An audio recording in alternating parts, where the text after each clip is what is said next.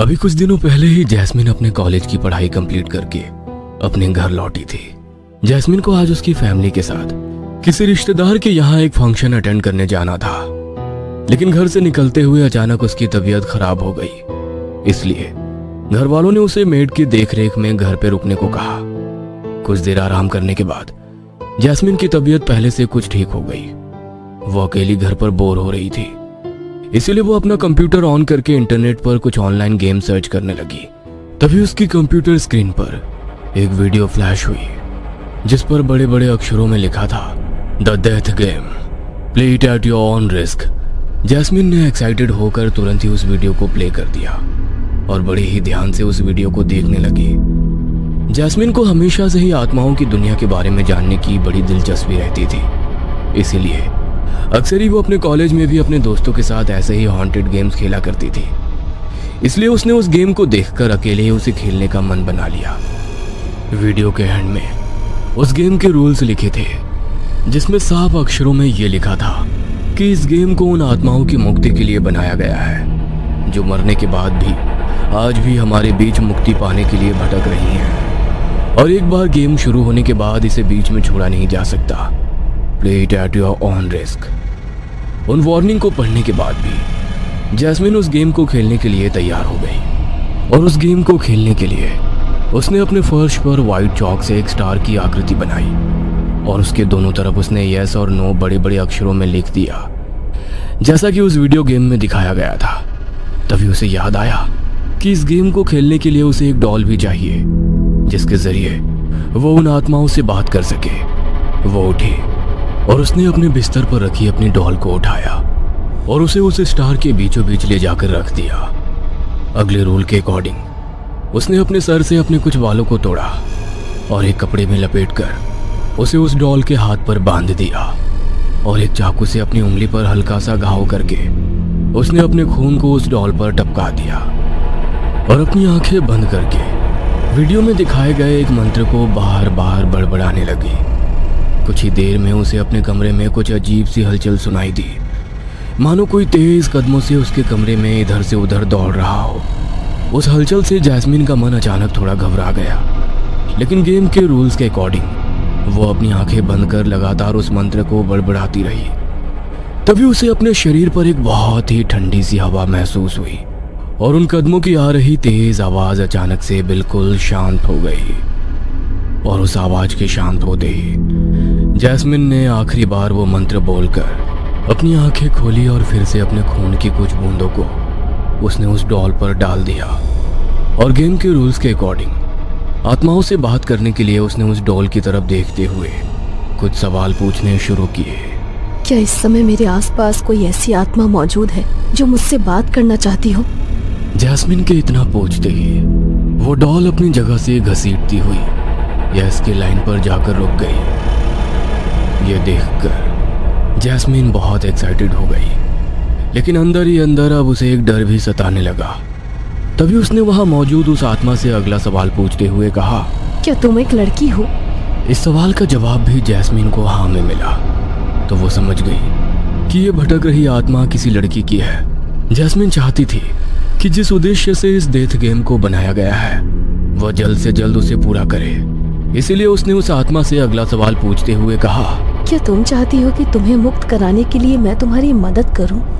Jasmine को लग रहा था कि इस बार भी उस आत्मा का जवाब यस में मिलेगा, लेकिन ये सवाल पूछते ही वो डॉल घसीटती हुई नो के लाइन पर जाकर रुक गई। उसके जवाब को सुनकर जैस्मिन को कुछ अजीब सा महसूस हुआ, इसलिए उसने उस आत्मा से कनेक्शन तोड़ने के लिए उस वीडियो में बताए गए मंत्र को तेज आवाज में बोलना शुरू किया। तभी कुछ ही देर में उसे अपने कमरे में हो रही सभी हलचलें महसूस होनी बंद हो गई। उसे लगा कि गेम के रूल्स के अकॉर्डिंग वो आखिरी मंत्र बोलने से शायद अब सब कुछ नॉर्मल हो गया है और वो आत्मा भी अब वहां से चली गई है। इसीलिए उसने एक गीले कपड़े से जमीन पर बने उन सभी लाइंस को मिटा दिया और अपनी डॉल को बाथरूम में वॉश बेसिन में ले जाकर उसे अच्छे से धोने लगी। तभी उसे ऐसा लगा कि कोई उसके पीछे खड़ा होकर लगातार वॉश बेसिन पर लगे शीशे से उसे घूर रहा हो। उसने हिम्मत करते हुए जैसे ही शीशे में देखा तो शीशे में अपने आप को देखकर डर के मारे उसकी चीख निकल गई। शीशे में बने दर्पण में उसने देखा कि उसके शरीर पर जहरीले सांप और बिच्छू लिपटे हुए हैं और उसने चिल्लाते हुए अपनी डॉल को फेंका और अपने शरीर को बुरी तरह से झाड़ने लगी। उसकी चीख सुनकर सर्वेंट रूम में सो रही उसकी मेड दौड़ती हुई उसके पास आई। उसने देखा कि बाथरूम के फ्लोर पर जैस्मीन बेहोश पड़ी है। उसने उसके चेहरे पर पानी छिड़का और उसके बिस्तर पर ले जाकर उसे सुला दिया। कुछ देर बाद एक हल्की सी आवाज से जैस्मीन की नींद टूट गई। तभी उसकी नजर उसके पास रखी उसी डॉल पर पड़ी जिसे उसने डर के मारे अपने बाथरूम में फेंक दिया था। उस डॉल को अपने बिस्तर पर देखकर जैस्मीन के पसीने छूट गए। तभी उसे अपनी आंखों के सामने किसी परछाई के होने का एहसास हुआ। उसने हिम्मत करते हुए जैसे ही उसकी ओर देखा तो डर के मारे उसकी आत्मा सिहर उठी। उसकी आंखों के सामने हूबहू उसी की तरह कपड़े पहने हुए एक लड़की खड़ी थी। जैस्मीन ने उसका चेहरा देखने के लिए जैसे ही अपनी नजरें उठाई तो उस लड़की के हाथों में जैस्मीन का कटा हुआ सर था। अपनी आंखों के सामने इतने भयानक दृश्य को देखकर वह बेहद बुरी तरह से चीखने लगी। तभी अचानक उसकी आंखें खोली और उसे एहसास हुआ कि वो महज एक बुरा सपना देख रही थी। चैन की सांस लेकर वो फिर से सोने की कोशिश करने लगी। अगले दिन जब उसकी आंख खुली तो उसकी मेड उसके लिए टेबल पर नाश्ता लगा रही थी। उसने नाश्ता करने के लिए जैसे ही कैसरोल को खोला तो उसमें जिंदा कीड़े रेंग रहे थे और वो पूरा कैसरोल बुरी तरह खून से सना हुआ था। उसने हड़बड़ाहट में उस कैसरोल को टेबल से नीचे फेंक दिया। उस तेज आवाज को सुनकर उसकी मेड जैसे ही वहां आई तो उसने देखा कि जैस्मीन जमीन पर गिरे उस खाने को देखकर बुरी तरह से डर से चिल्ला रही है। उसने जैस्मीन को शांत करने के लिए अपने सीने से लगाया। तभी जैस्मीन को उसकी मेड का चेहरा किसी भयानक आत्मा की तरह दिखाई देने लगा। उसने जोर से अपनी मेड को धक्का मारा और भागती हुई अपने बिस्तर पर खुद को कंबल में भींच कर लेट गई। कुछ देर बाद जब उसके पेरेंट्स घर पर आए तो उनकी मेड ने उन्हें जैस्मीन की हालत के बारे में बताया। उसके पेरेंट्स ने जैसे ही उसके रूम में जाकर देखा तो जैस्मीन का शरीर बुरी तरह बुखार से तप रहा था। उन्होंने उसके सर पर ठंडी पट्टी रखी और दवाई खिलाकर उसे सुला दिया।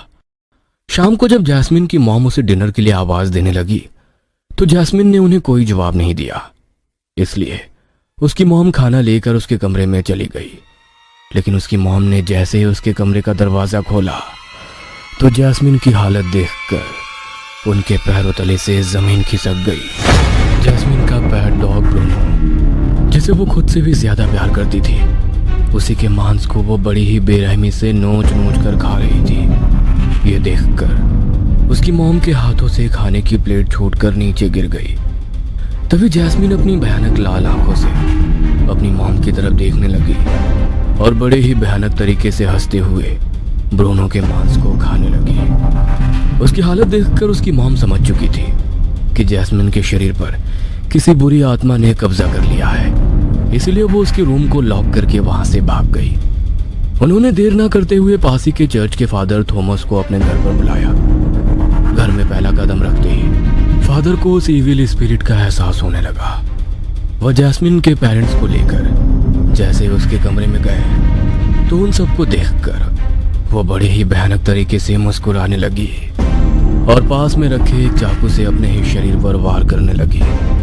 उसकी हालत देखकर फादर ने उसके शरीर पर हॉली वाटर छिड़क दिया, जिससे वो अचानक ही बेहोश होकर जमीन पर गिर पड़ी। लेकिन जैसे ही फादर ने जैस्मीन को ब्लेस करने के लिए उसे छूने की कोशिश की तभी उसने बड़ी ही ताकत से फादर के गले को पकड़ लिया। ये देखकर फादर और उसके पेरेंट्स बुरी तरह घबरा गए। तभी उस आत्मा ने बड़ी ही अजीब आवाज में फादर से कुछ ऐसा कहा जिसे सुनकर फादर के होश उड़ गए और जैस्मीन ने खुद ब खुद ही फादर के गले को छोड़ दिया और बुरी तरह हंसने लगी।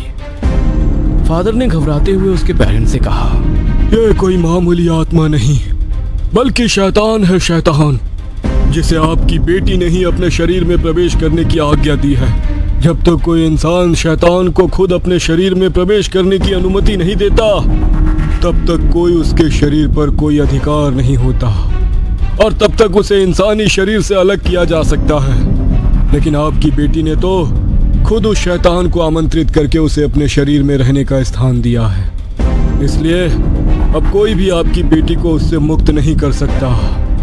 अब तो आप गॉड से ही प्रे करें कि इस शैतान से वो आपकी बच्ची की रक्षा करे। फादर थॉमस की बात सुनकर जैस्मिन के मॉम डैड की आंखों में आंसू आ गए और जैस्मिन की मॉम उसके रूम में लगी जीसस क्राइस्ट की मूर्ति के सामने हाथ जोड़कर उनसे अपनी बेटी की जिंदगी की भीख मांगने लगी।